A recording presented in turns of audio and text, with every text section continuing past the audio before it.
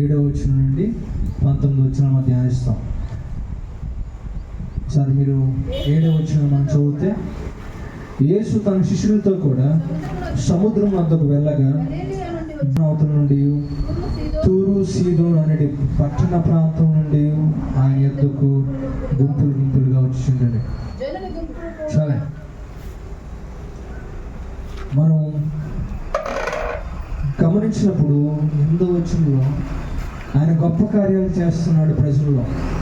ఈ మాట ప్రతి ఒక్కరికి కూడా తెలిసింది. ఆ చుట్టుప్రక్కల ప్రతి ప్రాంతంలో కూడా దేవుడు గొప్ప కార్యాలు జరిగిస్తున్నాడు, ఆశ్చర్య కార్యాలు జరిగిస్తున్నాడు. ఆయనకు ఉన్న పేర్లలో ఒక పేరు అద్భుతకరుడు, ఇంకొక పేరు ఆశ్చర్యకరుడు. ప్రతి ఒక్కరి జీవితంలో ఆయన మేలులు ఆశ్చర్యకార్యాలు జరిగించే దేవుడే. మనం ప్రార్థించినప్పుడు ఆయన ఏ మేలైనా చేయకమానడు. మన వాక్యంలో చదువుతున్నప్పుడు అడుగుడి మీకు ఇవ్వబడును, మీకు ఖచ్చితంగా దొరుకుతుంది. మీరు ప్రార్థించినప్పుడు, విశ్వాసంతో అడిగినప్పుడు, ఆవగింజంత విశ్వాసంతో ఉన్నప్పుడు ఆయన ఖచ్చితంగా కార్యం జరిగిస్తారు. ఎటువంటి సమస్య ఎదురైనా, ఎటువంటి ఇబ్బంది ఎదురైనా దాన్ని తీర్చడానికి ఆయన సమర్థుడు. ఆయన కార్యం చేయగలడు. ఆయన ఒక కుటుంబంలో ఒక సమస్య ఎదురైంది. ఆమె దైవజన్ దగ్గరికి వచ్చి అడుగుతుందన్నమాట. ఏమని అడుగుతుందంటే, పాస్టర్ గారండి, చుట్టుపక్కల ప్రతి ఒక్కరు కూడా మేము ఏదో శాపంతో ఉన్నాము, మా జీవితం మీద శాపం వేలుబడి చేస్తుంది అంటున్నారు. ఏమిందమ్మా, ఏ శాపం వేలుబడి చేస్తుంది, ఎందుకని అలా మాట్లాడతారంటే, అవన్నది మాకు తాతల నుంచి కూడా, లేకపోతే మా కుటుంబంలో అన్ని తరాల్లోనూ కూడా అందరూ కూడా ఆడపిల్లలు మాత్రమే పుడుతున్నారు, మగపిల్లలు ఎవరు పుట్టట్లేదు. గత 4 తరాల నుంచి కూడా ఆడపిల్లలే పుడుతున్నారు. ఈ శాపం ఏలుబడి చేస్తుంది మా మీద అని చెప్పేసి చుట్టుప్రక్కల ఉన్న ప్రాంతంలో ఉన్న వాళ్ళందరూ అంటున్నారు. మాకేం అర్థం కావట్లేదు అంటే, దైవజనుడు ప్రార్థన చేద్దామా, ప్రార్థన చేద్దాం, కార్యం జరిగిస్తాడు దేవుడు. ఆ మందిరానికి రావడం, ప్రార్థన చేయడం మొదలుపెట్టింది, ప్రార్థన చేస్తుంది, దైవజనుడు ప్రార్థన చేస్తున్నాడు. ఇది ఒక దైవజనుడు చెప్తున్న మాటలు ఇవి. ఆ దైవజనుడు ప్రార్థన చేస్తుండగా దేవుడు ఆమె గర్భాన్ని తెరిచాడు. గర్భం తెరిచిన తర్వాత అందరూ వెయిట్ చేస్తున్నారు. 9 నెలలు నిండేంత వరకు కూడా ఈ యొక్క స్త్రీ కంటే ఆ బంధువులు, స్నేహితులే వెయిట్ చేస్తున్నారు. ఎవరు పుడతారా, మగపిల్ల పుడుతుందా, ఆడపిల్ల పుడుతుందా? ఎప్పుడైతే డెలివరీ అయిన తర్వాత డాక్టర్ గారు ఇచ్చి మీకు మగపిల్ల పుట్టాడు అన్నారు. ఎంతో ఆనందం, సంతోషించిందారు. 21వ రోజున వారు ఉయ్యాలలో వేసే కార్యక్రమం చేస్తూ ఉన్నప్పుడు మళ్ళీ దైవజనుడితో మాట్లాడాడంట దేవుడు. ఏమని మాట్లాడాడంటే, ఇదిగో నీకు మరొక కుమారుడు ఇస్తాను అని చెప్పు అని చెప్పేసి మాట్లాడండి దేవుడు. ఆ 21వ రోజున మళ్ళీ వెళ్ళి ఆ పసిబిడ్డను చూసి ఇంకో మగ పిల్లడు ఇస్తాడంటారు. అదే రీతిగా సంవత్సరం అయిపోయిన తర్వాత దేవుడు మరొక ఆ కుమారుడు ఇచ్చాడు. హల్లెలూయా! ఎంత చక్కగా ఉంది చూడండి స్టోరీ. ఇది మన జీవితంలో ఎంత ఆనందాన్ని కలిగజేస్తుంది, ఎంత నమ్మకాన్ని కలిగజేస్తుంది. మనకి దేవుడు ఎంత గొప్పవాడో, దేవుడు మా జీవితాల కార్యం జరిగిస్తాడు. ఈ 5 నిమిషాలు కూడా మనకి ఎంత హాయిగా అనిపించింది చెప్పండి. ఈ సాక్షి అయిన తర్వాత అబ్బా దేవుడు ఎంత గొప్పవాడు, అడగగానే మగబుల్ని ఇచ్చేసాడు, అడగగానే ఇద్దరిని ఇచ్చాడు దేవుడు. దేవుడు మన జీవితంలో కార్యాలు చేస్తూ ఉంటే మన జీవితం ఎంత చక్కగా ఉంటుందో, ఎంత సంతోషంగా ఉంటుందో, దేవుడి మీద ఎంత నమ్మకం వచ్చేస్తుందో మనకి. అంటే దేవుణ్ణి నమ్ముకోవడానికి మన జీవితంలో కార్యాలు జరగాలి. ఒకవేళ జరగకపోతే మనకు దేవుడు అవసరం లేదు. ఒకవేళ అనుకుందాం, ఒక మగపిల్లలే పుట్టలేకపోతే దేవుడు వద్దా మనకి? ఒకవేళ పిల్లలే లేకపోతే ఆ జీవితాలన్నీ వ్యర్థమేనా? అసలు సమస్యలే తీరలేకపోతే దేవుడి అవసరమే ఉండడా? మన జీవితాల్లో మేలు అనేది జరగకపోతే, ఈరోజు మనం సువార్తలో అయినా ఎక్కడికి వెళ్ళినా మా దేవుడి జీవితాన్ని మారుస్తాడు, ఇదిగో జీవితాన్ని మార్చి మన బ్రతుకు తీరుస్తాడు అన్నదానికన్నా, ఇదిగో నీకు అవసరత తీరుస్తాడు ఆయన. నీకు ఇది లేదా, దేవుడు ఖచ్చితంగా ఇస్తాడు. మన పాంప్లెట్లో చూస్తూ ఉంటాం, లేకపోతే ఎక్కడెక్కడో చూస్తూ ఉంటాం, టీవీలో చూస్తూ ఉంటాం. అనారోగ్యంతో ఉన్నారా, రండి మీకు ఆరోగ్యం వస్తుంది. కీళ్ళ బాధలా, మోకాలిప్పులా, ఇది టానిక్ వాడడానికి ఏడొస్తా చూసారా? దెయ్యాలతో పీడించబడుతున్నా, శాపాలు ఉన్నాయా? రండి సంఖ్యని తెంచి ప్రార్థన చేద్దాం. అటువంటి బ్యాచ్ ఉంది ఇక్కడ. ఈ 3వ అధ్యాయం 7వ వచనంలో మనం చదువుతున్నప్పుడు అనేక మంది ఆయన గొప్ప కార్యాలు చేస్తున్నాడని వచ్చారంట. ఆయన సూచక్రియలు జరిగిస్తున్నాడు వచ్చారంట. యెరూషలేము నుండి, దూర ప్రాంతాల నుండి, యోర్దాను అవతల నుండి, నది అవతల నుండి బయలుదేరి వస్తున్నారు ప్రజలు. వారి ఆలోచన అంతా కూడా ఈ శారీరకమైన స్వస్థత మీద ఉంది. దాని మీద ఉండడం తప్ప నేను అంటలే. మన సమస్య తీరడం, మన అనారోగ్యం తీరడం ప్రతి ఒక్కరు కూడా కోరుకుంటాం ఇది. కానీ అదే మన జీవితంలో అంటే ఆత్మ స్వస్థత మనం కోరుకోకపోతే, ఆత్మ స్వస్థత కంటే శారీరకమైన స్వస్థతే మన జీవితంలో మొదటి స్థానంలో ఉంటే, మనం యేసుని నమ్ముకోవడంలో గొప్ప, మనకంటే బుద్ధిహీన లాభం లేనంట ఒక ఆయన అంటాడు. మీరు యేసు నమ్ముకున్నది దీనికోసం అయితే, ప్రభు యేసుక్రీస్తుని ఆశ్రయించింది ఒక్క శరీరం కోసమేనైతే, మనకంటే బుద్ధిహీనులు ఇంకెవరూ లేరు. ఈ స్వల్పకాలమైన ఇంకో కొద్ది కాలంలో, ఇంకొన్ని సంవత్సరాల్లో ఈ శరీరం మనం విడిచిపోతుంది. ఆ శరీరం కోసం మనం తపన చెందుతుంటే, ఆ శరీరాన్ని సుఖపెట్టే ప్రయత్నంలో మనం జీవిస్తూ ఉంటే మన ప్రయోజనం లేదు. అనేకమైన ప్రాంతాల నుంచి గుంపులుగా వస్తున్నారు. మనం ముందు వారాల్లో చూస్తున్నప్పుడు ఆయన గుంపును తప్పించుకుందామని కపెర్నహూము నుండి బయటకు వచ్చేసాడంటే, ఆ గుంపులందరూ స్వస్థతల కోసం వస్తున్నారు. వారి ఆలోచన అంతా స్వస్థతలే, కానీ అసలైన ఆలోచన వేరు. నేను బోధించడానికి వచ్చాను, దేవుడి గురించి చెప్పడానికి వచ్చాను, నన్ను పరిచయం చేయించుకోవడానికి వచ్చాను, కానీ వీళ్ళ మనసంతా అది దాటి ముందుకు వెళ్ళిపోయిందని కొద్ది కాలం వీళ్ళు దూరంగా ఉందామని వచ్చేసాడు. ఆయన మళ్ళీ వెళ్ళాడు కపెర్నహూముకి. మళ్ళీ పరిస్థితి అదే. అయినా సరే దేవుడు అంత గొప్పవాడు అంటేనండి ఆయన. మన 9వ వచనం చూసినప్పుడు అక్కడ ఇంకో మాట ఉంది. జనులు గుంపుగా వచ్చుడే చూచి వారు తనకు ఇరుకు కలిగింపకుండాన్నట్లు చిన్న దోణి ఒకటి తనకు సిద్ధపరచవలని తన శిష్యులతో చెప్పాను. అయ్యా, నా కోసం మీరు త్వరగా ముందుకు వెళ్ళిపోయి, అదిగో నది ఉంది కదా, నదిలోకి వచ్చాను, బోటు కొంచెం లోతుకి నడిపించి, కొంచెం లోపలికి, బాగా లోతు కాదు, ఒక చిన్న దోణి రెడీ చేయండి, కొంచెం నీటిలోకి వెళ్ళి నేను వాక్యం చెప్పాలి. మీరు వెళ్ళి అక్కడ చిన్న నావను సిద్ధపరచాను. ఎందుకంటే మనం ఉన్నామంటే వీళ్ళందరూ కూడా ఇక స్వస్థతలు అంటారు తప్ప ఇంక వాక్యం వినే అవకాశం ఉండదు. ఎప్పుడైతే వీళ్ళ మనసంతా కూడా స్వస్థతల మీద ఉందో, దేవుడు వీళ్ళు కొంచెం దూరం వచ్చేసాడు. వీళ్ళకి ఒక చిన్న గ్యాప్ వచ్చేసింది. చిన్న వారికి దేవునికి మధ్యన కొంచెం దూరం ఏర్పడింది. ఎప్పుడైతే మన మనసులోని ఆశలు, మనసులోని తలంపులు దేవుడు కాకుండా లోకం మీదకి వెళ్ళిపోతుందో, దేవుడికి మనకి మధ్యన ఒక దూరం ఏర్పడుతుంది. వాక్యం సెలవిస్తుంది, పాపం మనకి దేవుడికి మధ్యన అడ్డుగోడలా నిలబడుతుందట. ఎప్పుడైతే ఒక వ్యక్తి దేవుని కంటే వేరే ఆట మనుషుడు, దూరం వచ్చేస్తుంది, దూరం ఏర్పడుతుంది. ఇది మీరు దూరం ఎక్కాలి, వారు దూరం వచ్చేసింది, దూరం ఏర్పడుతుంది. అయినా దేవుడు ఎంత మంచివాడు అంటే, వారు స్వస్థతల కోసం వచ్చారని వారిని బాధతో పంపించుకుంటారు. వారికి దేవుని వాక్యం మీద అంత మనసు లేకపోయినా, దేవుడు అంటే అంత ఇష్టం లేకపోయినా, దేవుడు అంటే ఎవరో అని గుర్తించలేకపోయినా, వారిని స్వస్థతపరచడానికి, వారి యొక్క కన్నీరు తొలగడానికి, వారు పడుతున్న శ్రమను తీసివేయడానికి, వారి అనారోగ్యాలన్నింటినీ స్వస్థపరచడానికి. 10వ వచనం చదువుదాం చూడండి.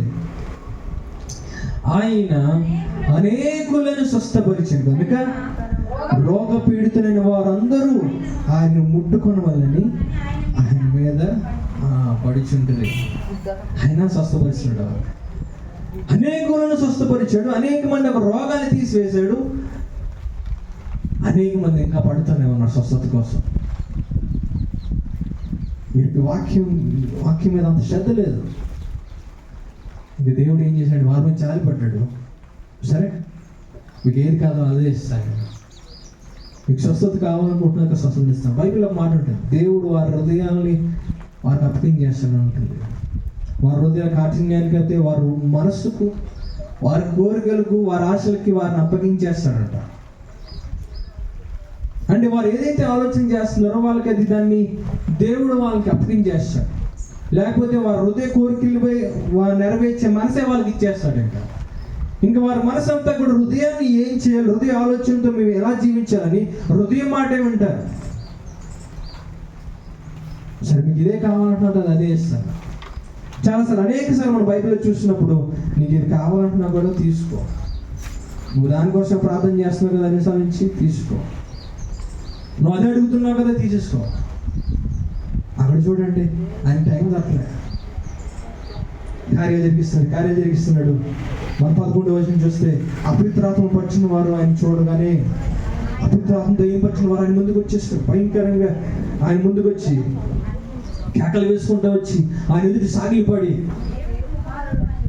నీవు దేవుని కుమారుడు అని చెప్పుచు కేకలు వేసి, ఇదిగో నువ్వు దేవుని కుమారుడు అని చెప్పుచు కేకలు వేసి వారు కేకలు వేయడం మొదలుపెట్టారు. మనం ముందుసారి నేను చెప్తున్నప్పుడు చెప్పాను, ఒక పేరు చెప్పడం విజయానికి సూచన. ఒకరి పేరు మనం చెప్తున్నామంటే అది అధికారానికి సూచన. మీరు ఆదామును చూడండి, ఆదాము సమస్తమైన జంతువులకి పేర్లు పెడుతున్నప్పుడు తనకు అధికారాన్ని, తన ఆధిపత్యాన్ని చూపిస్తున్నాడు. ఇదిగో ఆదాము, నీకు సమస్తమైన వాటి మీద ఏముంది, నీకు అధికారం ఉంది, ఆధిపత్యం ఉంది, నువ్వు అన్నిటికీ పేర్లు పెట్టు అన్నాడు. సో అన్నిటికీ కూడా పేరు పెట్టినప్పుడు తనకి అధికారం, ఆధిపత్యం మనకు కనబడుతుంది. బైబిల్లో చాలాసార్లు ఒక పేరు విజయానికి సూచన, ఒక పేరు తెలియజేయడం విజయానికి సూచనగా మనకు కనబడుతుంది. ఈ యొక్క అపవిత్రాత్మలు కూడా ఏం చేస్తున్నాయంటే, యేసు ప్రభు వారి పేరు చెప్పేస్తే మాకు కూడా విజయం వచ్చేస్తుంది అనే ఒక ఆలోచనతో ఉన్నాడు. లేకపోతే పేరు చెప్పాల్సిన పని ఏంటి? ఇతను దేవుడు కుమారుడు అని చెప్పాల్సిన పని అపవిత్రాత్మలకి ఏముంది? నువ్వు దేవుడు అని పేరు చెప్పాల్సిన అవసరం లేదు. ఒక అపవిత్రాత్మ చెప్తే అక్కడ ఉన్న వాళ్ళందరూ కూడా ఇదిగో దెయ్యాలే మాట్లాడేస్తే దేవుడు కుమారుడని అందరూ నమ్మేస్తారు. కానీ అది కాదు, పేరు చెబితే విజయం వస్తుంది అనే ఆలోచన కలిగి ఉన్నావు. అందుకే నువ్వు దేవుని కుమారుడు అని కేకలు వేస్తూ ఉంటే అప్పుడు యేసుక్రీస్తు వారు ఏమన్నారు చూడండి. యేసుక్రీస్తు వారు ఏమన్నారు? తను ప్రసిద్ధి చేయవద్దని ఆయన వారికి ఖండితముగా ఆజ్ఞాపించాడు. ఎప్పుడైతే అపవాది యొక్క సైన్యం పాతాళ యొక్క గవిని, ఆ పరలోక గవిని ముందుకు వచ్చిందో, లేకపోతే నరకం ఒక కోపము దేవుని ఎదుటి నిలబడినప్పుడు, ఆ సైన్య సమూహములు అధికారాలను దేవుని ముందు నిలబడినప్పుడు యేసుక్రీస్తు వాటిని మౌనం చేశాడు. ఆయన అధికారం కానీ మొత్తం అంతా కూడా కేకలు వేస్తున్న, గోల చేస్తున్న సమస్తమైన సైన్యాలు ఏవైతే ఉన్నాయో ఆ చీకటి సైన్యాలన్నీ నిశ్శబ్దం అయిపోయి ఆయన ముందరికి నోరు తనపలేదు. ఒక రోజు వస్తుందంట, ఒక రోజు వస్తుంది, ఆ రోజున ప్రతి ఒక్కరు నోరు కూడా మూయబడుతుందని వాక్యం చదివిస్తుంది. పాపం చేసే ప్రతి ఒక్కడు కూడా ఆయన ముందు సమాధానం చెప్పలేడు. ఇంకా ఆయన ముందర నిలబడినప్పుడు ఇంకా మాట తెరవలేడు. ఆ రోజు మహాసైన్యంతో ఆయన వచ్చినప్పుడు, పరిశుద్ధుడై వచ్చినప్పుడు, ఆయన్ని ఆకాశం వైపు చూసినప్పుడు ఈ పాపి ఎవరైతే ఉన్నారో, ఈ లోకంలో దేవుని ఎరగని మనిషి ఎవరైతే ఉన్నారో, ఆయన దేవుని చూసినప్పుడు తన తల కింద దించి సాగిలి పడిపోయి నోరు మీద పరిశుద్ధుడు. ఎందుకంటే ఆ వ్యక్తికి తెలుసు, నేను చాలా తప్పు చేశాను. ఇంకా కారణం చెప్పడానికి నాకు కారణాలు లేవు. ఇంకా ఎందుకు ఇలా చేసావు ప్రభు అని అడగడానికి సమాధానాలు లేవు. ఎందుకు నా జీవితం ఎలాగైపోయింది, ఎందుకు నేను నమ్మలేదు, లేకపోతే ఎందుకని నాకు త్వరగా నువ్వు ముందే వచ్చి నా హృదయాన్ని మార్చలేదు అని చెప్పడానికి ఉండదు. అక్కడ నిలబడినప్పుడు నీ జీవితం నేను మౌనంగా చేసేస్తాను. ఎప్పుడైనా తప్పు చేసినట్టు దొరికేసాడు కూడా ఎలా ఉంటుంది చూడండి, మాట్లాడతాడు వాడు, సైలెంట్ అయిపోతాడు. తప్పు చేసినట్టు దొరికినప్పుడు ఇంకా ఏ మాటలు మాట్లాడుతాయి. ఇంకా తప్పు చేయలేనట్టు కొంతమంది అయితే తప్పు చేసిన క్యాన్సిల్ చేస్తారు అనుకుంటే తర్వాత విషయం అది. కానీ తప్పు చేసినప్పుడు మౌనం అయిపోతాడు, సమాధానం ఉండదు. ట్రాఫిక్ పోలీస్ దొరికేసి మనం ఎలా లైసెన్స్ ఉందని లైసెన్స్ లేదనుకోండి, ఏం లేదు, మాటలే ఉండదు కదా. అలా దేవుని దగ్గర మనం నిలబడినప్పుడు ప్రతి పాపి కూడా, దేవుని ఎరగని పాపంలో జీవిస్తున్న ప్రతి ఒక్కరు కూడా ఆయన ఆ సింహాసనం ముందు నిలబడినప్పుడు మౌనం అయిపోతాయి, ప్రతి నోళ్ళు మూయబడతాయి, మాట్లాడుకోవడం. ఈరోజు ఎన్ని కేకలు వేయచ్చు, ఈరోజు ఎన్ని సమాధానాలు చెప్పచ్చు, ఈరోజు అదనొచ్చు ఇదనొచ్చు, కానీ ఆ పరిశుద్ధమైన దేవుడి ముందు నిలబడినప్పుడు నీకు మాటలు రాలేదు. ఎందుకంటే నీ జీవితం నీ కళ్ళ ఎదురు కనబడుతుంది. ఎంత భయంకరమైన చీకట్లో జీవించావో, ఎంత భయంకరంగా నీ జీవితంలో ఎన్నాళ్ళు కొనసాగామో ఆ రోజున నీకు అర్థమైపోతుంది. ఈరోజు అర్థం కావచ్చు, ఈరోజు అర్థం కాకపోవచ్చు, కానీ ఆ రోజు నీకు అర్థమవుతుంది.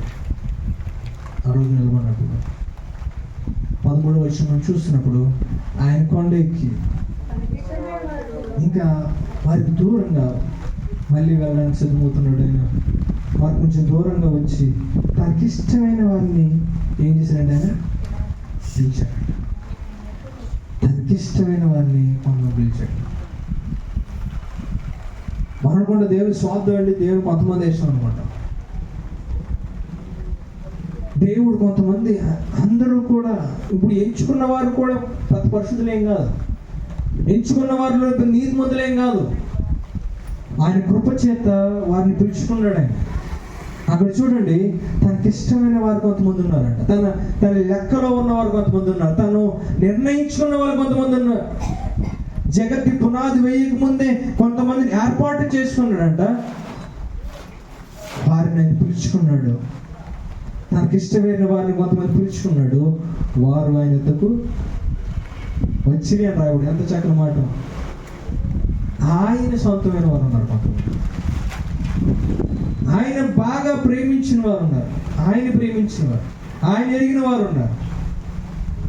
వాక్యంలో మనం చూస్తే ఆయన ఎవరిని ఎరిగనో వారిని పిలిచాడు, ఎవరిని పిలిచాడో వారిని నీతిమంతులుగా తీర్చాడు, ఎవరిని నీతిమంతులుగా తీర్చాడో వారిని హెచ్చిస్తాడు, లేకపోతే వారిని మహింపరుస్తాడు, వారిని ఇచ్చిన రాజ్యంలో పెడతాడని వాక్యం చదివిస్తుంది. ఎవరిని ఎరిగనో, ఎవరైతే తనకు తెలుసో, ఎవరైతే దగ్గరగా సమీపంగా ఆయన ఎరిగి ఉన్నాడో, ఎవరైతే ఆయన ప్రేమించాడో, ఎవరైతే ఆయన ఇష్టపడ్డాడో వారు ఉన్నారంట. కొంతమంది ఆయన వారన్న వారు ఉన్నారంట.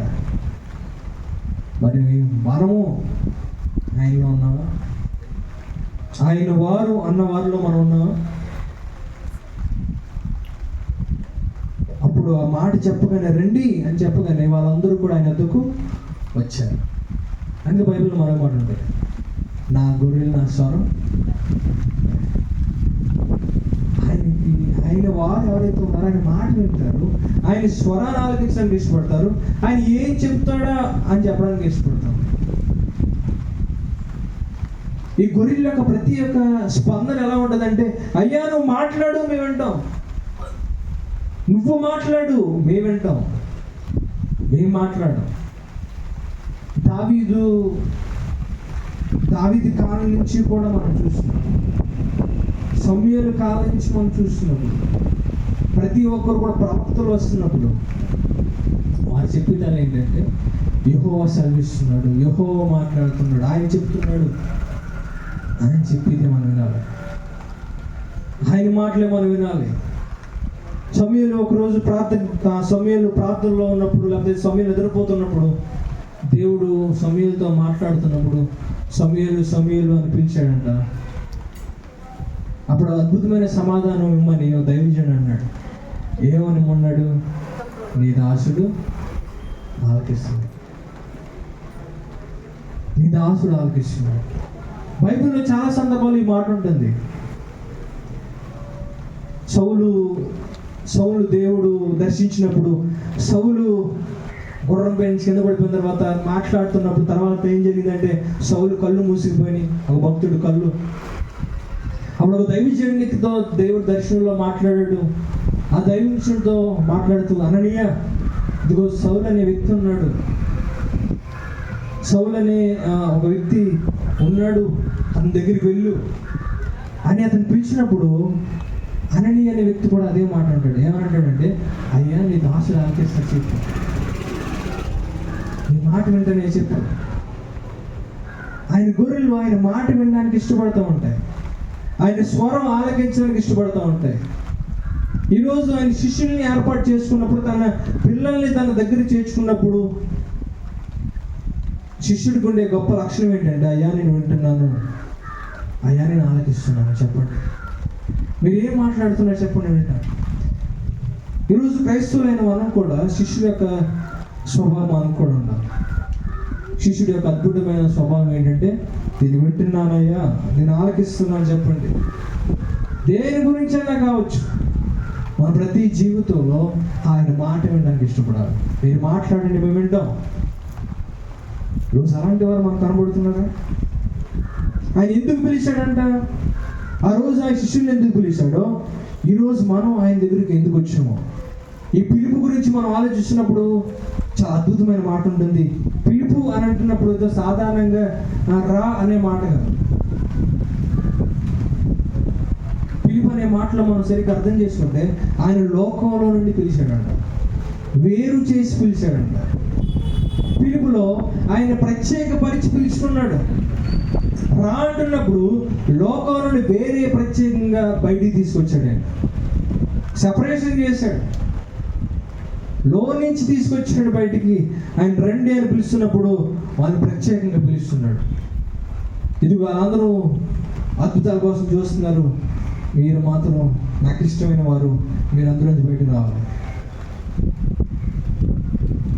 ఇదిగో వాళ్ళందరూ కూడా ఏ కోరికల కోసం చూస్తున్నారు, కానీ మీరు, నేను ప్రేమించిన వారు, నాకు ఇష్టమైన వారు, మీరు ప్రత్యేకంగా ఉంటారు. పిలుపు అలాంటిది, ప్రత్యేకపరుస్తుంది. పిలుపు సెపరేట్ చేస్తుంది.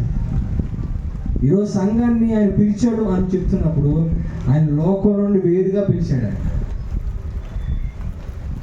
దూరంగా పిలిచాడు, ఆయన అలవాటు నుంచి దూరంగా పిలిచాడు, ఆచారాల నుంచి దూరంగా పిలిచాడు, ఆలోచన నుంచి దూరంగా పిలిచాడు. ఇక్కడెక్కడ కూడా మనకి వేరుపాటు లేదనుకోండి, లోకానికి మనకు కూడా తేడా లేదనుకోండి, ఆయన పిలుపుకి అర్థం ఉంటుంది. ఎందుకంటే ఆయన పిలిచింది ఏంటి? ప్రత్యేకంగా ఉండడానికి, పరిశుద్ధంగా ఉండడానికి ఆయన పిలిచాడు. ఈరోజు మనం వేరుగా వస్తున్నప్పుడు, మనం ఆయన దగ్గరికి వస్తున్నప్పుడు, ఆయన పిలిచినప్పుడు వస్తున్నప్పుడు, మన లోకంలో మన అన్ని విషయాల్లో కూడా వేరుపాటు ప్రత్యేకంగా రావాలి. చూడండి, అద్భుతమైన మాట కింద రాశాడు ఆయన. ఆయన వద్దకు వచ్చినప్పుడు వాళ్ళు 14 వచ్చిన అంటాడు, ఎందుకోసం అని పిలిచాడు? ప్రత్యేకంగా శిష్యులు ఎందుకోసం ఆయన పిలిచాడు అక్కడ రాశాడు. ఆయన ఎందుకోసం పిలిచాడంటే, వారు తనతో కూడా ఉండునట్లు.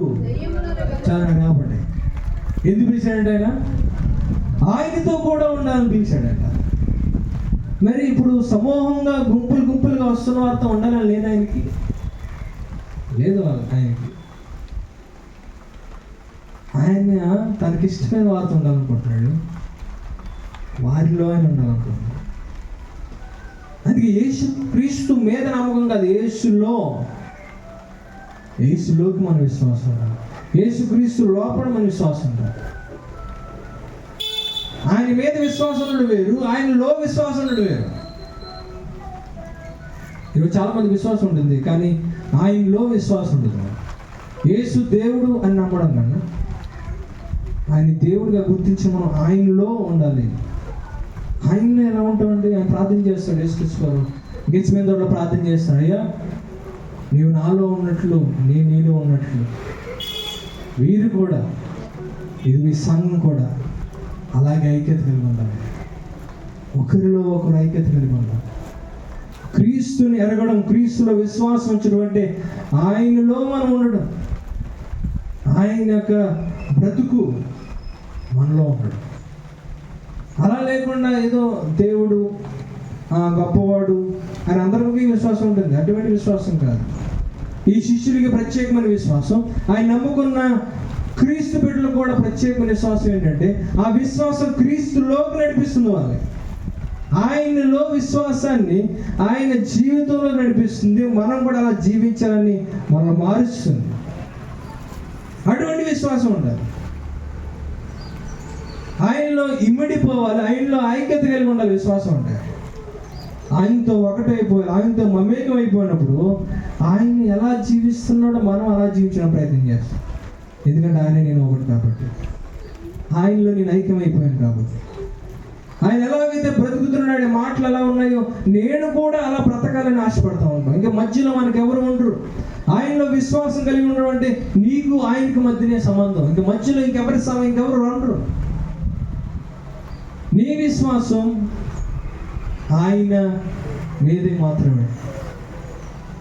ఇంకా నీకు మధ్య వేరే విశ్వాసం, నీ తల్లిదండ్రుల విశ్వాసం పనిచేయదు, నీ పిల్లల విశ్వాసం పనిచేయదు, నీ భర్త విశ్వాసం బట్టో, భార్య విశ్వాసాన్ని బట్టో, బంధువుల విశ్వాసాన్ని బట్టో ఎవరి విశ్వాసం లెక్కలో ఉండదు. నీ విశ్వాసం దేవుని మీద ఎలా ఉందో అదొక్కటే. ఇంకా మధ్యలో ఎవరు లేరు, మధ్యలో ఇంకా ఏ దైవజనులు కూడా లేరు. నీకు దేవునికి మధ్యనే, నీకు దేవుని మధ్య మాత్రం సంబంధం. ఆయన శిలువలో మరణించినప్పుడు అంటే దేవాలయపు తెర ఏదైతే ఉందో రెండుగా చీలిపోయిందని సర్వీస్. ఆ కాలంలో పరిశుద్ధ ఆవరణం అని చెప్పేసి ఒక స్థలం ఉంటే, పరిశుద్ధ స్థలం అని అంటే మనుషులు వచ్చి భక్తులు వచ్చి ఉండడానికి ఒక స్థలం ఉంటే, మధ్యలో ఒక తెర, ఒక దూరం దేవునికి, దేవుని యొక్క మహిమకు, దేవుని పరిశుద్ధతకు, అలాగే అక్కడ విశ్వాసులకి మధ్యలో ఒక తెర ఉండేది. ఆ రోజు దేవాలయంలో సంవత్సరానికి ఒకసారి దైవజనుడు వచ్చి దేవునికి అర్పణలు అర్పించేవాడు. ఆయన యేసుక్రీస్తు ఆ శిలువలో మరణించినప్పుడు అద్భుతమైన కార్యం తెలుసు. ఆ తెర ఏదైతే ఉందో, ఏదైతే వేరుబాటు చేస్తుందో పరిశుద్ధ స్థలానికి అక్కడ వస్తున్న భక్తులకి, విశ్వాసులకి, తెర చిరిగిపోయినప్పుడు విశ్వాసులు నేరుగా ఆయనను తెలుసుకోవడం కానీ, ఆయనలో విశ్వాసం ఉంచడం కానీ, ఆయనలో భక్తి కలిగి ఉండడం కానీ జరుగుతూ వచ్చింది. ఇంకా మధ్యలో ఏ దైవజనుడు కూడా లేడు. ఇప్పుడు ఇంకా కొన్ని సార్లు జరుగుతూ ఉంటుంది. ఏం జరుగుతూ ఉంటుంది అంటే, ఒక దైవజనుడు ఒక బాక్స్లో ఉంటాడు, ఒక పెట్టెలో ఉంటాడు. ఆయన అక్కడ విశ్వాసులు ఏం చేస్తారంటే, ఆ కన్ఫెషన్ పెట్టి ఏదైతే ఉందో ఆ పెట్టెలోకి వెళ్ళి ఆ పాపాలు ఒప్పుకుంటారు, దైవజనుడితో చెప్పుకుంటారు, మేము ఎలా తప్పు చేస్తాం.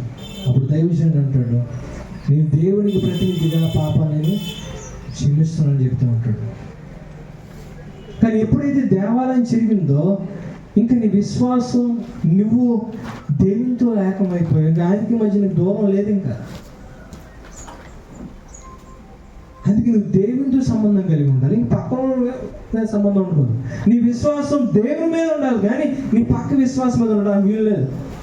ఎవరు వచ్చినా ఎవరు రాకపోయినా, ఏం జరుగుతున్నా, ఏమైపోతున్నా సరే, నీవు దేవుడు, నీవు మాత్రమే. నీ బ్రతుకు దేవుని కోసమే.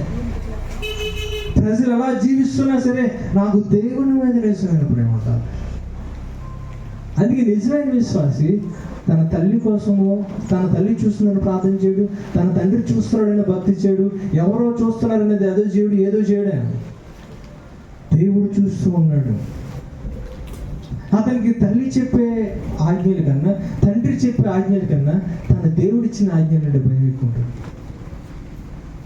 ఎందుకంటే ఇంట్లో తల్లి చెప్పినప్పుడు బయటకు వెళ్ళి నాకు తల్లి ఉంటుందా? ఉండదు. తండ్రి ఉంటాడా? ఉండడు. అందుకే మనం ఎప్పుడు మన విశ్వాసం కూడా, తల్లిదండ్రులైన వారు కూడా భయం ఎవరైనా కలిగి చేయాలంటే దేవుని మీద కలిగి చేయాలి. భయం దేవుని మీద కలిగి చేయాలి. దేవుడితోనే సంబంధం ఉండాలి. ఇప్పుడు కనీసం మనకి దేవుడితో సంబంధం ఉందంటే కనీసం ప్రార్థన చేయడం రావట్లేదు. మనకి ఏం రావట్లే, ప్రార్థన చేయడం రావట్లేదు. ఇప్పుడు ప్రార్థన చేయాలంటే మనం ఉపదించనమాట, చెయ్యి అనాలి, లేకపోతే మనం చెయ్యి మాట్లాడారు లేదా మనం మాట్లాడరా, ఏసయ్యా అన్నా, నువ్వు వేసా అంట, ప్రభా నేను క్షమించి, ప్రభా నేనంటే నువ్వు ప్రేమతో క్షమించుకుంటావు. చెయ్యండి అంటే కానీ మనం చెయ్యం.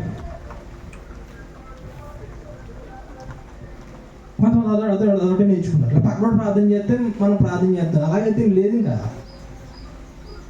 కొంతమంది విశ్వాసులకి ఎంతకాలమైనా సరే ప్రార్థన రాదు. ప్రార్థన మంత్రం కాదు.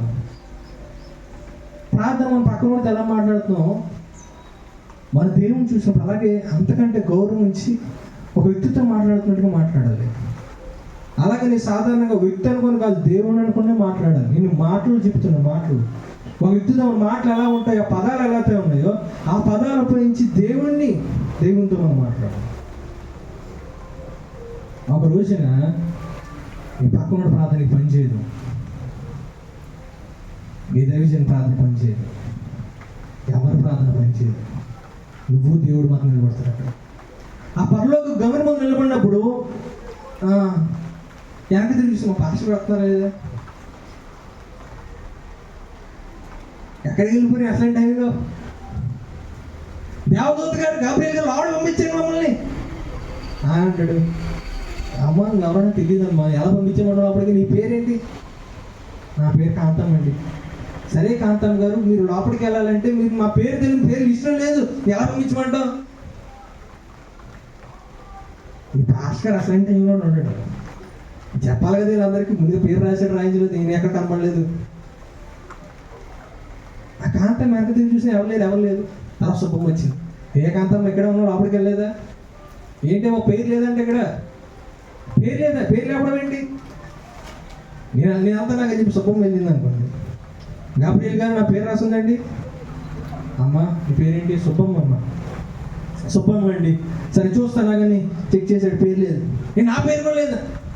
కాంతమ్మ మా పాస్టర్ ఎక్కడో తేడా చేసాడు, మన పేరు రాలేదనుకుంటా. అప్పుడు కాంతమ్మ అంటుంది, ఏమంటుంది? నేను అనుకున్నాను సుబ్బమ్మ, నేను అనుకున్నా, ఎప్పటి నుంచి అనుకున్నా. నేను ములక్కాడ కూర పెట్టినప్పుడు గుర్తులేదానికి. ఆ రోజు ఒక రోజు ఎప్పుడో వచ్చినప్పుడు ఆయనకి వేసి పెట్టాను, ఆ రోజు ఆ ములక్కాడ గుర్తులేదు. ఇంక మన పేరు గుర్తు ఏముంటుంది? మన పేరు ఏం గుర్తుంటుంది?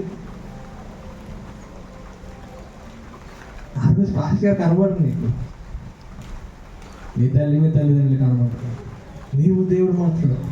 నువ్వు ఈరోజు మరణించినట్టే నువ్వు దేవుడినే కలుసుకున్న తర్వాత క్షణం, నువ్వు 100 సంవత్సరాల క్రితం చనిపోయినా సరే, ఇప్పుడు 100 సంవత్సరాల క్రితం చనిపోయిన వారికి ఎలా ఉంటుందంటే, ఒక నిద్రలో మనకి 8 గంటల నిద్ర ఎలాగైతే ఉందో, 8 గంటల నిద్ర తర్వాత కళ్ళు తెరవగానే మనకి 8 గంటలు కూడా పెద్ద క్షణంలో ఎలాగైపోయినాయో, ఈరోజు నువ్వు కన్ను మూయగానే ఒక క్షణంలో కళ్ళు తెరిచినట్టే దేవుడు కనబడతాడు. దేవుడు ముందు మనం నిలబడతాం, మౌనంగా నిలబడతాం. నువ్వు పొరపాటు చేస్తుంటే, నువ్వు దేవుని దూరంగా అయి ఉంటే, దేవుని కానివాడైతే ఆయన ముందు నిలినప్పుడు నీకు అర్థమవుతుంది, మౌనం దాలుస్తావు. నీ గర్వం తగ్గిపోతాయి, నీ మోకాలు కృంగిపోతాయి, ఆయన ముందర పడిపోతావు. ఆయన ముందర పరిశుద్ధత ముందు నీ జీవితం అయిపోయింది అని పడతావు కింద. ప్రతి ఒక్కరు పడిపోతాం. మనందరికి ఒకే ఒక ధైర్యం ఎవరు తెలుసా? ఒక దైవజనుడు ఎవరెవరో కాదు, ప్రభు యేసుక్రీస్తు మాత్రం. ఆయన నిలబడితే హృదయంగా చెప్పగలదు, ఆయన నమ్ముకొని వచ్చాను. ఆయన నమ్ముకొని మాత్రం నాకు ఈరోజు స్థానం వచ్చింది. ఈరోజు నా నీతిని లోపలికి తీసుకెళ్ళలేదు, ఆయన నీతి నన్ను తీసుకెళ్తుంది లోపలికి. గాబ్రియల్ గారు ఈరోజు పరలోకం గౌరవం ఇచ్చినట్టే కాదు, ఆయన చూసారా అక్కడ వెనక కనబడుతున్నాడు కదా సింహాసనం, కుడిపార్శ్వంలో సింహాసనం కూర్చున్న గొర్రె పిల్లను చూసారా? ఆయన నమ్ముకొని వచ్చాను, నా విశ్వాసం ఆయన మీద ఉంది. ఇప్పుడు గాబ్రియల్ అంటారు లోపలికి వెళ్ళాడు. ఆయన లేకుండా మనకు స్థానం లేదు, ఆయన లేకుండా మనం ఏ మాత్రం కూడా వెళ్ళలేం. అందుకని అంటాడు, మీరు నాతో ఉండాలని ఆశపడుతున్నాను, మీరు నాలో ఉండాలి, నేను మీలో ఉండాలనేది మన జీవితం. అందుకే మన ప్రార్థన ఎప్పుడు కూడా మనం ప్రార్థన చేసినప్పుడు యేసుక్రీస్తు దగ్గరికి వెళ్ళండి, అయ్యా మనం కలిసి ప్రార్థన చేద్దామంటే మనం కలిసి తర్వాత ప్రార్థన చేద్దాం, కానీ నేను వెళ్ళి ప్రార్థన చేస్తా, మీరు వెళ్ళి ప్రార్థన చేయండి. అయ్యా మాకు ప్రార్థన నేర్పించండి అయ్యా. సరే అయితే కూర్చోండి, నేను మాట చెప్తాను, ఆ తర్వాత ఈ మాట చెప్పండి. సరే నేను చెప్పిన దానికి అవును ప్రభు అని చెప్పిన అనలేదు ఆయన. ఆయన ఏమన్నా సార్, సరే ప్రార్థన చెప్తున్నాను అండి, ఎలా చేయాలో మీరు అలా చేయాలి, నేను మీకోసం ప్రార్థన చేయండి, మీరు చేయండి. ఆయన చేశారు ప్రార్థన. గెత్సేమనీ తోటలో ప్రతి ఒక్కరి కోసం ప్రార్థన చేశారు. అయ్యా రాబోతున్న తరం రాబోతుంది, ప్రతి ఒక్కరు కూడా నీలో ఉండాలి, నాలో ఏకమై ఉండాలి ప్రార్థన చేశారండి. నేను ప్రార్థన చేయొద్దని కాదు, లేకపోతే చేయించుకోవద్దని కాదు, కానీ చివరికి మనం మిగిలిది మనమే. మీరు ప్రార్థన చేస్తున్నప్పుడు పరలోకమందున తండ్రికి ప్రార్థన చేయండి అని మొదలుపెట్టాడు ఆయన. ఇదిగో సింహాసనం మీద లోకకర్త అయిన వారితో మాట్లాడుతున్నారు, అందుకే నువ్వు జాగ్రత్తగా ఉండండి. తర్వాత మాట ఏమో తెలుసా, ఆయన చిత్తం మీ జీవితంలో నెరవేరాలని ప్రార్థన చేయండి. ఆయన మాట మీ జీవితంలో నెరవేరాలని ప్రార్థన చేయండి. మీ ప్రతి ఆలోచన కూడా ఆయన ఆలోచనలో ఉండాలని ప్రార్థన చేయండి. ఆయన ఆలోచన తెలుస్తుంది, వాక్యం చెప్తారు. ఆయన చిత్తం ఏంటో తెలుస్తుంది. ఆయన చిత్తం స్పష్టంగా మనకు అర్థమవుతుంది వాక్యం చదివితే. ప్రభు చిత్తం ఏంటి? నా వివాహంలో, నా ఉద్యోగాల్లో, నా కుటుంబంలో, నా భర్త విషయంలో, భార్య విషయంలో, పిల్లల విషయంలో చిత్తం ఏంటి? ఎలా జీవించాలంటే బైబిల్ చెప్తుంది ఆ విషయం. నీ చిత్తం జరిగించిన ప్రభువా, నీ చిత్తం నెరవేర్చు ప్రభువా నా జీవితంలో అని ప్రార్థన చేసేవారు ఉండాలి. మనం దేవునితో కలిసి ఉండాలి. మనకు దేవునితో సంబంధం ఉండాలి. దేవునితో సంబంధం లేకుండా నువ్వు ఎన్నిసార్లు మందిరానికి వచ్చినా, ఎన్నిసార్లు ఎవరితో ప్రార్థన చేయించుకుని, ఏం చేసినా సరే, ఎవరు నీ కోసం ప్రార్థన చేసినా చివరికి ఏది లెక్కలు కాదు. దేవుడు నీ హృదయాన్ని లెక్క పెడతాడు. నీ హృదయ ప్రకారం లెక్క తీరుస్తాడు ఆయన. లెక్కది. అందుకే ఆయనలో ఏకమై ఉండాలి, ఆయనతో ఉండాలి. అందుకే ఆయన చివరిగా ఆయన వెళ్ళిపోతున్నప్పుడు ఆయన తన శిష్యులతో మాట్లాడుతూ అంటున్నాడు. అయ్యా, తన శిష్యులు అక్కడ కూర్చున్నప్పుడు వాళ్ళతో అంటున్నాడు ఆయన, ఇదిగో నేను ఇప్పుడు వెళ్ళిపోతున్నాను, పరలోక రాజ్యానికి వెళ్తున్నాను, నా తండ్రి ఉండే స్థానానికి వెళ్తున్నాను. నేను అక్కడికి వెళ్ళిన తర్వాత మీరు నాతో ఉండులాగిన, నేను మీతో ఉండులాగిన, మీకోసం నివాసం ఏర్పాటు చేస్తున్నాడు. దేనికోసం నివాసం ఏర్పాటు చేస్తున్నాడు? మీరు నాతో ఉండాలని, మీరు మీతో ఉండాలని, మనం అందరం కలిసి ఉండాలని, ఐక్యత కలిగి ఉండాలని, సమూహంగా ఉండాలని ఆయన నివాసాలు ఏర్పాటు చేస్తున్నాడట. సంఘం అంటే సమూహం, సంఘం అంటే ఐక్యత కలిగి ఉండడం, సంఘం అంటే దేవునిలో మమేకమై ఉండడం. ఒక్కడు సంఘం అవరు. ఒక ఆమె అందంట, ఏమన్నందంటే, ఒకరోజు మరొక దైవజన్ దగ్గరికి వెళ్ళింది ఆమె. అంటుంది, ఏమన్నందంటే, ఏమంటే మా మందిరాన్ని మానేసండి. ఎందుకు మానేసాం మందిరం అంటే, లేదండి పెద్ద ఏం లేదు, ఏమీ జరగట్లే, ముందున్న పాఠశాల లేరు ఆయన, ఇప్పుడు మారిపోయాడు ఆయన, మరి ఏం చేస్తాం? టీవీలో నేతను వాకిన, టీవీలో ఆరాధన పెట్టేసుకుంటానంట. ఆదివారం ఒక ఆరాధన టీవీలో పెట్టేసుకుంటున్నాను. ఆరాధన అంటే అది కదే. ఆరాధన అంటే సమాజంగా కూడి రావడం. పాత నిబంధనలు మనం చూస్తున్నప్పుడు ఇదిగో గుడారాలు వేసుకొని అనేక మంది ఇశ్రాయేలు ప్రజల సమూహాలు అక్కడ కూడి ఉన్నప్పుడు ఒకడు లెగిసి అంట బోరు ఊతాడంట. విశ్రాంతి దినాన్ని, లేకపోతే అందరూ కూడుకోవడానికి, అందరూ ఆరాధించడానికి టైం వచ్చినప్పుడు ఒక బోర నిలబడి బోరు ఊతాడంట గట్టిగా. ఆ శబ్దం వినగానే ఇదిగో మన సమూహంగా కూడే సమయం ఆసనమైంది. ప్రతి ఒక్కరు బయటకు వచ్చి ముందుకు సాగడం మొదలు పెడతారు. టైం అయింది, మనం అంతా కలుసుకోవాలి. మందిరాల్లో కూడా బెల్ల నుండి ఆ టైంలో బెల్ల కొట్టినట్టు ఇదిగో మనం సమూహంగా కూడుకోవడానికి సమయం అయింది, దేవుని సన్నిధిలో అడుగు పెట్టే సమయం ఆసనమైంది, పదండి అని ప్రతి ఒక్కరు ముందుకు సాగుతారంట ఆ సన్నిధిలో అడుగు పెట్టడానికి. ఒకరోజు వస్తుంది, ఆ రోజు కూడా అదే శబ్దం వినపడుతుంది. ప్రతి మానవాళికి సందేశం వచ్చేలాగా బోర ఊదపడుతుంది. ఆ బోరకు అర్థం ఏంటంటే, రండి సమూహంగా కూడి ప్రభువుని ఆరాధించేద్దాం, సమూహంగా కలుసుకుందాం, రండి. సోలు లేరు, ఒంటరితనంగా ఎవరు దేవుని ఆరాధించలేరు. సమూహంతోనే ముందుకు సాగిపోవాలి. ఒక బోర ఊదపడుతుంది. ఆ రోజున సమూహాలన్నీ, ప్రపంచంలో ఉన్న ఆత్మలన్నీ దేవుని దగ్గర ఉంటాయి. సమూహంగా కూడుకుంటాయి, సమూహంగా ఏర్పరచబడతాయి. ఆయన విశ్వాసులు ఎంత గొప్పవారంటే అండి, ఆయన ఆరాధించే సమయం ఆసనప్పుడు, ఆయన కలుసుకునే సమయం ఆసనప్పుడు ఏది కూడా వాళ్ళని ఆపుదు, ఏది వాళ్ళని ఆపుదు. ఒక జ్వరం వాళ్ళని ఆపుతుంది, అనారోగ్యం వాళ్ళని ఆపుదు, లేదా వర్షం తుఫాను వాళ్ళు దేవుని మందిరం రాకుండా ఆపుదు. ఏది కూడా ఆయన విశ్వాసులు ఆయన సన్నిధిలో అడుగుపెట్టడానికి, సమూహంగా వచ్చి ఆయన సన్నిధిలో అడుగుపెట్టి ఆయన దర్శించడానికి ఏది కూడా ఆపదు. మీరు అనొచ్చు, మరణం చచ్చిపోతే ఏంటండి? మరణం కూడా ఆగదు. నిజమైన విశ్వాసి మరణించిన ఆ రోజు దేవుని సన్నిధిలో ఆరాధించమని పెడతాడు. ఈరోజు మనం ఆయన సమూహంలోకి రాకపోతే, ఈరోజు ఆయన సమూహంలో మనకు వచ్చి ఆయన నిలబడలేకపోతే, మనం ఆ గొప్ప సమూహంలో మనం ఉండలేము. తర్వాత చదవండి, వారు ఆయనతో ఉండడానికే కాదంట, దెయ్యాలు వెళ్ళగొట్టడానికి అధికారం ఇచ్చాడు.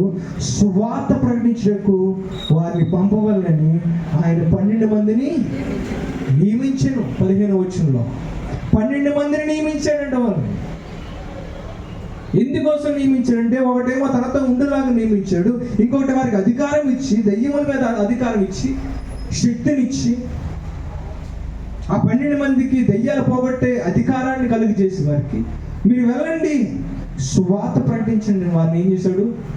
పంపించాడు అని రాయబడి ఉంది. పంపించాడు అని రాయబడి ఉంది. ప్రతిసారి యేసుక్రీస్తు దగ్గరికి ఎవరైనా వచ్చినప్పుడు తర్వాత నుండి ఏంటో తెలుసా? పంపించడమే. కొన్ని వారాల నుంచి మనం చూస్తున్నాయి ఒక అద్భుతమైన మాట. ఏమంటుంది సార్? రండి, దేవుడు విశ్రాంతి కలిగి చేస్తాడు, రండి, దేవుడిని ప్రయాసం తీసివేస్తాడు, రండి. కానీ అక్కడితో ఆగిపోయాం మనం చాలాసార్లు. పార్ట్ 1 అయిపోయింది అక్కడితో. కానీ సగభాగం ఉంది, రెండో పార్ట్ ఉంది, రెండో భాగం ఉంది. ఆ రెండో భాగం ఏంటంటే, వచ్చిన తర్వాత వెళ్ళాలి. ఇంకా యేసుక్రీస్తు పిలుపు ఎలా ఉంటుందంటే, యేసుక్రీస్తు అయితే రా అని పిలుస్తాడు. ఆయన పిలిచిన తర్వాత వెళ్ళు అని పంపించేస్తాం. మళ్ళీ మనం ఎప్పుడు కూడా రావడం వరకే ఉంది, వెళ్ళడం వరకు లేదు. మన భక్తి మన వరకు రావడం వరకే తప్ప, ఏదో దొరుకుతుందని రావడం వరకే తప్ప, మనం ముందుకెళ్ళి మనం చేయాల్సిన పని ఏంటో మనం చేయలేకపోతున్నాం. నువ్వు వెళ్ళింది అక్కడ చూడండి, వాళ్ళు పంపించాడని రాయబడుతుంది. యేసుక్రీస్తు దగ్గరికి మనం వచ్చినప్పుడు, తర్వాత మన లోకంలోకి వెళ్తున్నప్పుడు ఆయన సువార్త ప్రకటించడానికి వెళ్ళాలి, ఆయన కార్యాలు చేయడానికి వెళ్ళాలి, మన జీవితాన్ని జీవించడానికి వెళ్ళాలి, పరిశుద్ధమైన జీవితాన్ని బ్రతకాలి. మనం అడుగు పెట్టాం ముందుకి, మన జీవితం ప్రారంభమైంది ఈ లోకంలో. రావడంతో ముగిసిపోలే జీవితం. మందిరంలో కూర్చోగానే అయిపోలేదు క్రైస్తవత్వం. ఆయన ఆరాధించి కూర్చొని వచ్చినంత లోపు అయిపోలేదు. తర్వాత ఇంకో భాగం ఉంది. రాచిన తర్వాత, వారు కూర్చున్న తర్వాత వారు పంపిస్తున్నాడంట, మీరు వెళ్ళి జీవించండి, వెళ్ళి ప్రకటించండి, వెళ్ళండి. 12 మందిని ఆయన నియమించాడు. అద్భుతం మాట ఉన్నది, నియమించాడు అనే మాట అసలు అర్థం మనకి ఇక్కడ ఏదైతే మాట ఉపయోగించారో, నియమించాడు అనే మాట ఏదైతే ఉపయోగించారో అంటే పెట్టడం, లేకపోతే నియమించడం మనం అనుకుంటున్నాం అంటే వారిని అపాయింట్ చేయడం, వాళ్ళు సిద్ధపాటు చేయడం. కానీ దీని అసలైన మాట ఇక్కడ ఉపయోగించిన ఈ మాట ఏదైతే ఉందో అది ఆదికాండంలో ఉపయోగించారు. ఆ మాట చూపించిన ఆదికాండం 1వ అధ్యాయం 1వ వచనంలో ఇక్కడ నియమించారనే మాటకి మరో మాట ఉపయోగించారు. అసలైన మాట అది. ఒకసారి ఆదికాండం 1 తీసి చదవండి. ఆదియందు దేవుడు భూమి ఆకాశములను సృజించెను. సృజించిన మాట చూసారా? ఆ మాట ఇక్కడ నియమించారు అనే మాట ఒకటే. ఏ పదాన్ని అయితే ఉపయోగించారో ఆ పదాన్ని ఇక్కడ కూడా ఉపయోగించారు. ఏ మాట? సృజించారు అనే మాట, నియమించారు అనే మాట. అంటే యేసుక్రీస్తు వారు 12 మంది శిష్యులుగా వారికి అధికారం ఇచ్చి నియమించాడు అని చెప్తున్నప్పుడు వారిని తయారు చేశాడు, ఆయన సృజించాడు, కొత్తగా నూతనమైన వారిగా తయారు చేశాడు, నూతనమైన సృష్టిగా మార్చాడు వారు. అప్పుడు వరకు ఉన్న శిష్యులు వేరు, ఇప్పుడున్న శిష్యులు వేరు. అప్పుడు వరకు ఉన్న శిష్యుల యొక్క ఆలోచనలు వేరు, వారి యొక్క శక్తి వేరు. కానీ ఇప్పుడున్న వారి ఆలోచనలు, వారి పని వేరు. అప్పుడు వరకు ఆయన వెంబడిస్తూ ఆయనతో పాటు తిరిగారు, ఆయన వెనకాలే ఉండేవారు. ఈరోజు దేవుడు వారిని ముందుండి పంపిస్తున్నాడు. వారు కొత్తగా మార్చబడ్డారు, సృష్టించబడ్డారు, నూతనంగా తయారు చేయబడ్డారు. వారి జీవితాల్లో మార్పు వచ్చింది. సృష్టించబడ్డం ఉంటుంది, ఆలోచనలు మారితే పని మారుతుంది, స్థితి మారుతుంది. వారు పంపించాడు, వెళ్ళండి సువార్త ప్రకటించింది. ఎంత ప్రత్యేకం అండి 12 మందికి. 12 మందిని ఎందుకు చేశాడు ఆయన? 10 మందిని చేయొచ్చుగా, లేదా 8 మందిని చేయొచ్చు. 8 కాదు 10 కాదు, ఎంతమంది చేశారు ఆయన? 12 మందినే పెట్టాడు ఆయన. పెట్టాడు ఆయన? పాత నిబంధనలో మనం చూసినప్పుడు సాధారణంగా 12 ఎక్కడ కనబడుతుంది మనకి? 12 గోత్రాలలో కనబడుతుంది మనకి. ఎన్ని గోత్రాలు ఉన్నాయి? పాత నిబంధనలో ఆయన ఒక జనాంగాన్ని ఏర్పాటు చేసుకున్నప్పుడు 12 గోత్రాలు ఏర్పాటు చేసుకున్నాడు. నూతన నిబంధనలో తన సంఘాన్ని కడుతున్నాడు. తన సంఘంలో తన కోసం పనిచేసే వారిని ఏర్పాటు చేసుకున్నాడు. నూతన సమూహం ఏర్పాటు చేసుకుని 12 మందిని ఏర్పాటు చేసుకున్నాడు ఆయన. అప్పుడు 12 జాతులు ఏర్పాటు చేసుకుంటే ఈ కొత్త నిబంధనలో 12 మంది శిష్యుని ఏర్పాటు చేసుకున్నాడు. వెళ్ళండి, మీరు ఏం చేయాలి? ప్రకటించాలి. అందులో పేతురు మనకు కనబడుతుంది. వారి పేరు చదువుతాం ఒకసారి. 16 వచ్చిన వారు ఎవరు ఉన్నారు అందులో? వారెవరనగా ఆయన పేతురు అని పేరు పెట్టిన సీమోను, జబదేయి కుమారుడు యాకోబు, అతని సహోదరుడు యోహాను, వీరిద్దరికి ఆయన బోయా నేర్గేసు అని పేరు పెట్టిను. బోయా నేర్గేసు అనగా ఉరిమేడు వారిని అర్థము. ఆంద్రియా, ఫిలిప్పు, బర్తలోమై, మత్తయి, తోమ, అల్ఫై కుమారుడు యాకోబు, తద్దయి, కనానీయుడైన సీమోను, ఆయనను అప్పగించిన ఇస్కరియోతు యూదా అనేవారు. 12 మంది శిష్యులు అపోస్తలుగా పేరు పెట్టాడు ఆయన. అద్భుతమైన పేరు అప్పగించాడు మనకి. ఈ శిష్యులు ఆయనతో పాటు కొనసాగారు. ఆయనతో పాటు వచ్చి లోకంలోకి బయలుదేరారు. అయ్యా, వీరు 12 మందిని ఎందుకు ఎంచుకున్నా మనం ప్రశ్నించినప్పుడు మనకు సమాధానం దొరకదు. వాళ్ళు ఏ గొప్ప క్వాలిఫికేషన్స్ కనపడవు. ఏదో గొప్పవారుగా లేరు వాళ్ళు. ఏదో మంచి జ్ఞానవంతులు అంటే అది కూడా లేదు. బాగా చదువుకున్నవారంటే అది లేదు. మరి యేసుక్రీస్తు దేవుని యొక్క శిష్యులుగా ఉండడానికి వీళ్ళు ఏ అర్హత ఉందంటే ఏ అర్హత కూడా లేదు. మరి ఎందుకు 12 మంది నువ్వు ఏర్పాటు చేసుకున్నావు అని చెప్పి ఒక్కొక్క సమాధానం. నేను వారిని ఏర్పాటు చేసుకున్నాను అంతే. వారిని ప్రేమించాను, నేను వారిని ఎంచుకున్నాను, వారిని ఎరిగాను. ఆయన నియమించుకున్నాడు, అపోస్తులుగా నియమించాడు, అద్భుతమైన పిలిపించాడు వారికి. ఇటువంటి వారు ఇంకెవరు లేరు, ఇటువంటి పిలుపు ఇంకెవరూ లేదు. తర్వాత ఇస్కరియోతు యూదా ఆయన నుంచి దూరం అయిపోయినప్పుడు పౌలు నియమించాడు ఆయన. మళ్ళీ నేరుగా పౌలుని పిలిచాడు ఆయన. పౌలు, నా బిడ్డలను ఏడిపిస్తున్నావు, నా పిల్లలు నమ్ముకున్న వారిని హింసిస్తున్నావు, జీవితాన్ని మార్చుకోవాలి, ఏం చేయమంటావు నేను అన్నాడు ఇక్కడ పౌలు. ఇదిగో వెళ్ళి ప్రకటించావు, నువ్వు నా దగ్గరికి వచ్చావు, ఇప్పుడు నా దగ్గర ఉన్నావు, ఇప్పుడు వెళ్ళి లోపలికి వెళ్ళి ప్రకటించాను ఆయన. అప్పుడు ఏం చేశాడు పౌలు? ఒంటరిగా వెళ్ళిపోయి సువార్త ప్రకటించాడా? లేదండి, ఎక్కడికి వచ్చాడు, పేతురు గారి దగ్గరికి వచ్చాడు, వీళ్ళతో పాటు కలుసుకున్నాడు, సమూహంతో కలుసుకున్నాడు, గుంపుతో కలుసుకున్నాడు. ఈ 12 మంది, 11 మందిలో ఈ 12 మందిలో ఒకటి వెళ్ళిపోయిన తర్వాత అందులోకి వచ్చాడు.